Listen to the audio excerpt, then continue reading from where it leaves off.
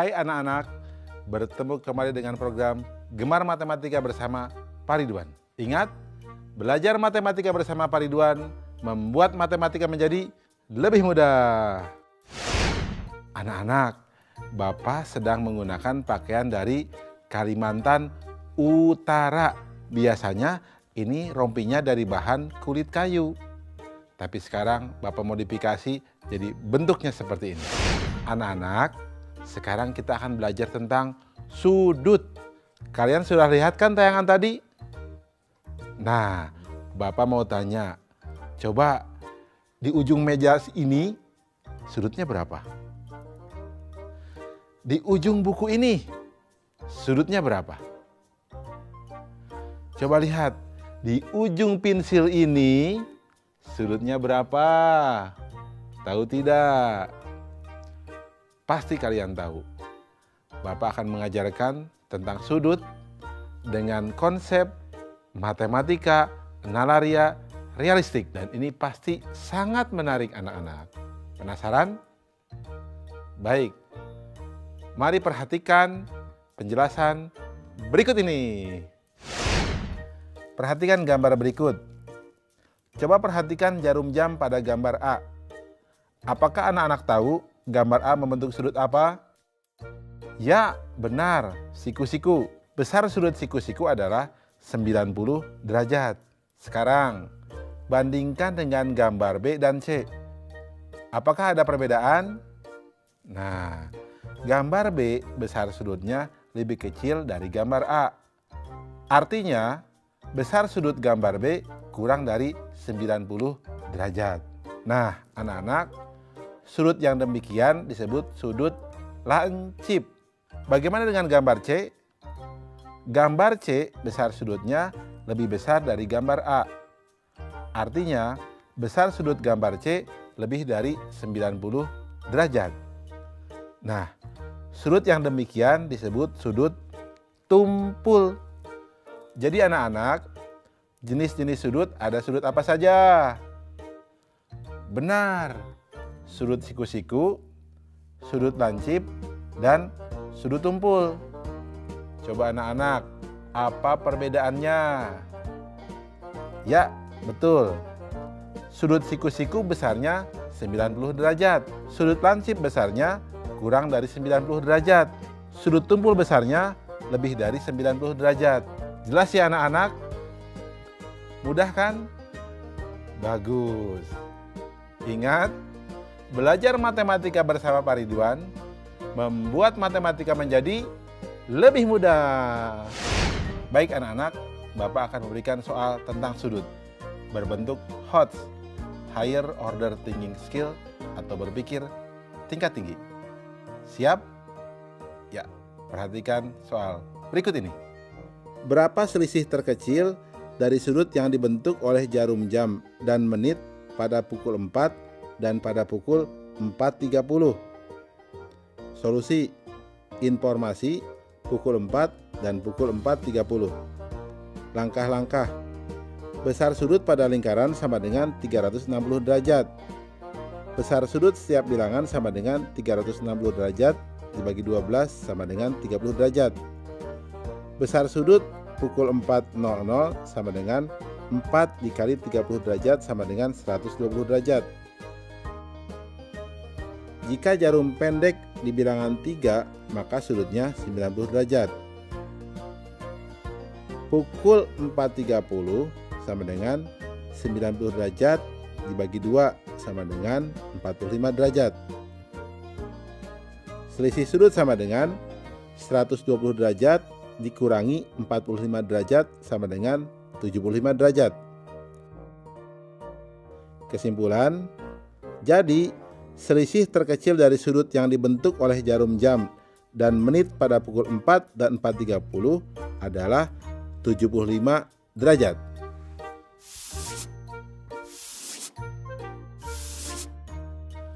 Mudah ya anak-anak ya?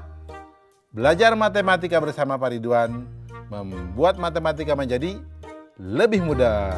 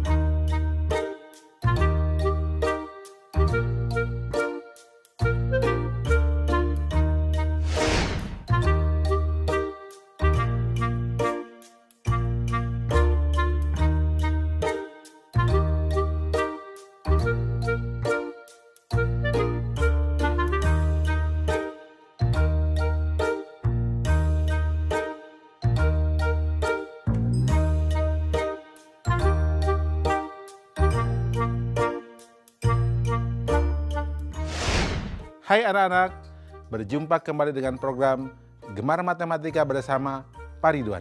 Ingat, belajar matematika bersama Pak Ridwan, matematika menjadi lebih mudah. Anak-anak, Bapak sedang menggunakan pakaian dari Kalimantan Utara.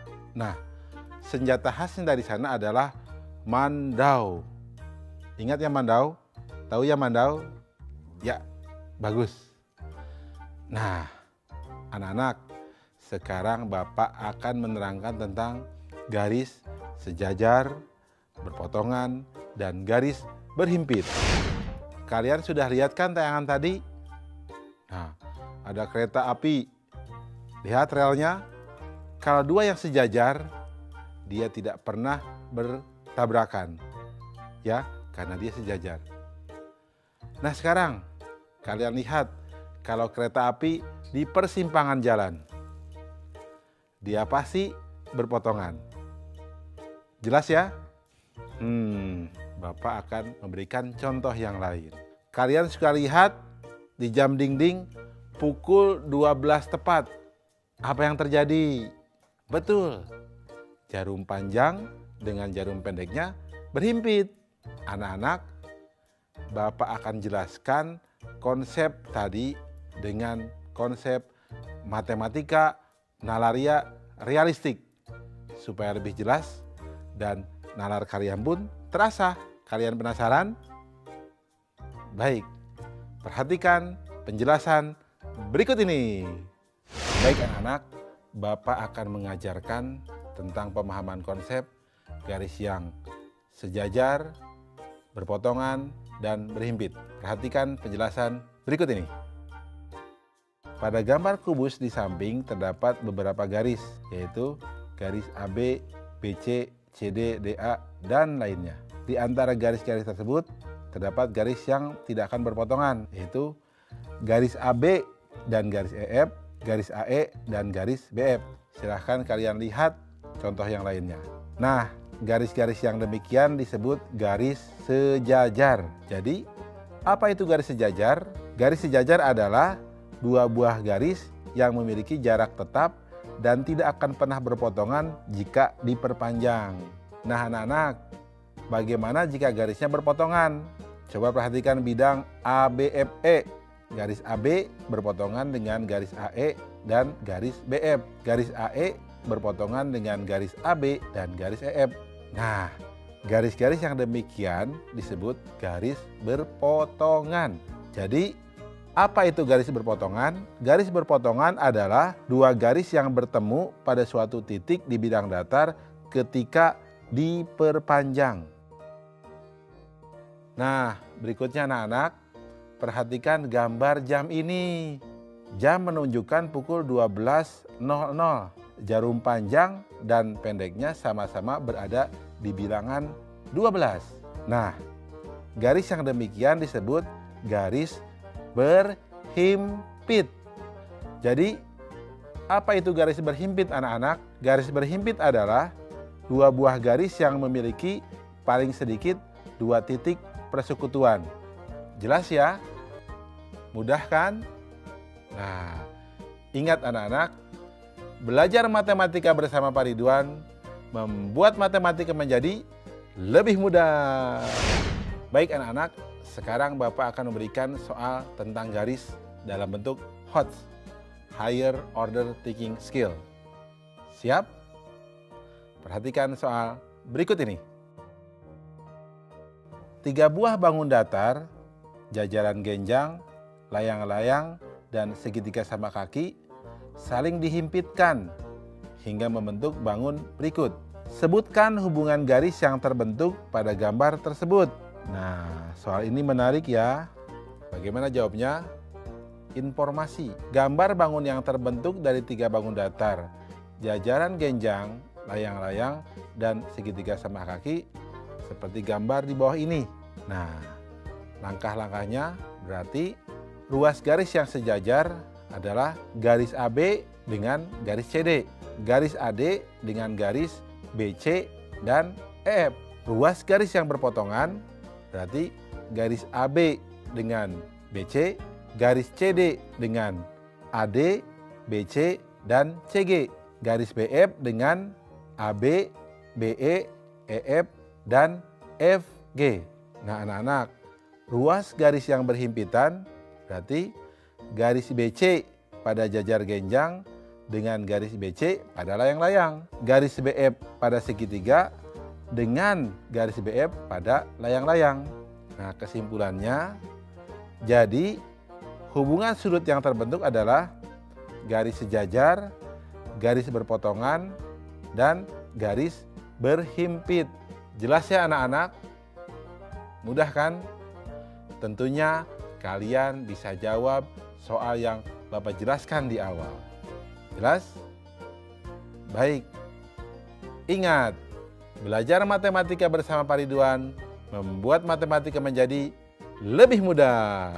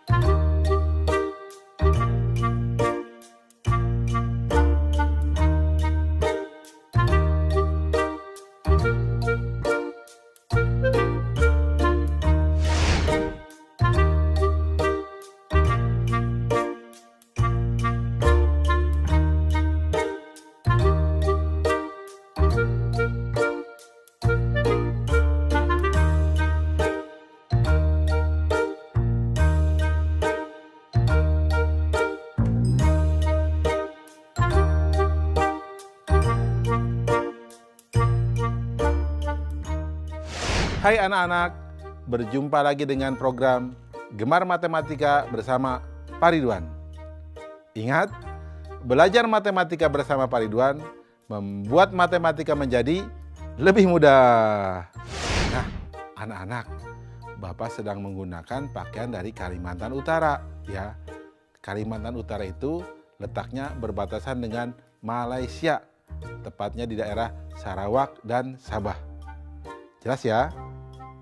Nah, anak-anak, sekarang kita akan belajar tentang sudut penyiku dan sudut pelurus. Kalian kan sudah lihat tayangan tadi? Nah, jarum panjang dengan jarum pendek membentuk sudut siku-siku. Kalian perhatikan, berapa sudut yang dibentuk oleh jarum warna merah dengan jarum panjang? Berapa sudut yang dibentuk oleh jarum merah dengan jarum pendek? Yang pasti kalau dijumlahkan pasti sudutnya 90 derajat. Jelas ya? Sekarang lihat gambar yang kedua. Coba lihat. Jarum panjang dengan jarum pendek hubungannya lurus ya. Sekarang kita lihat. Berapa sudut yang dibentuk antara jarum panjang dengan jarum warna merah?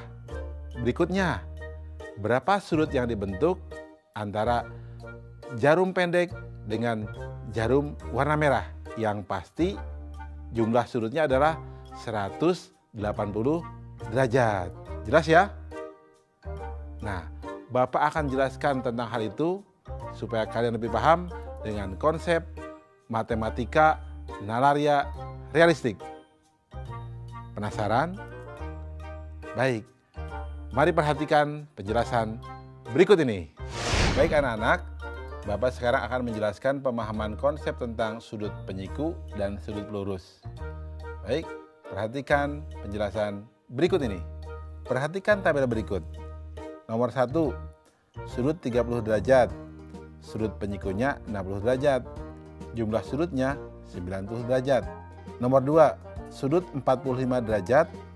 Sudut penyikunya 45 derajat, jumlah sudutnya 90 derajat. Nomor 3, sudut 72 derajat, sudut penyikunya 18 derajat, jumlah sudutnya 90 derajat. Nah anak-anak, Tahu tidak apa sudut penyiku itu? Nah, Bapak beritahu ya. Sudut penyiku adalah sudut di mana sudut ditambah sudut penyikunya menghasilkan 90 derajat. Baik anak-anak, jadi hubungan antara sudut dengan sudut penyiku adalah sudut ditambah sudut penyikunya sama dengan 90 derajat. Nah, anak-anak, mari perhatikan tabel selanjutnya. Nomor 1, sudut 30 derajat ditambah sudut pelurusnya 150 derajat, jumlah sudutnya 180 derajat. Nomor 2, sudut 65 derajat ditambah sudut pelurusnya 115 derajat, jumlah sudutnya 180 derajat. Nomor 3, sudut 145 derajat ditambah sudut pelurusnya 35 derajat, jumlah sudutnya 180 derajat. Nah anak-anak, tahu tidak hubungannya? Nah baik, Bapak akan beritahu ya.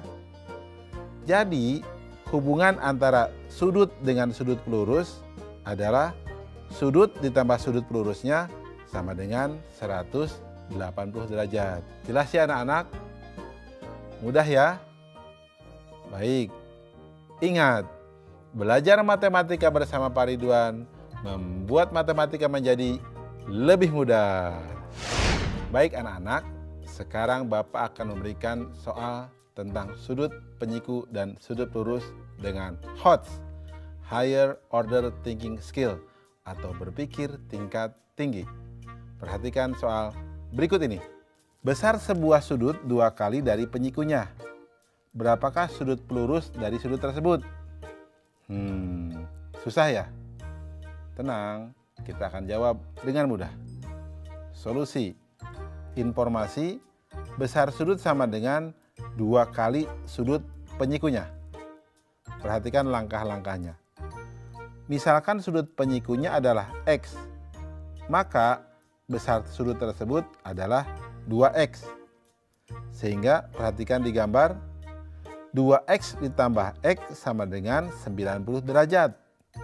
3X sama dengan 90 derajat. Sehingga X sama dengan 30 derajat dan 2X sama dengan 60 derajat.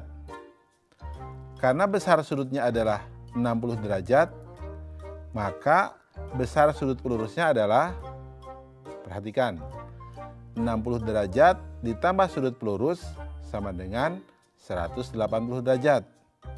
Berarti sudut pelurus sama dengan 180 derajat dikurangi 60 derajat.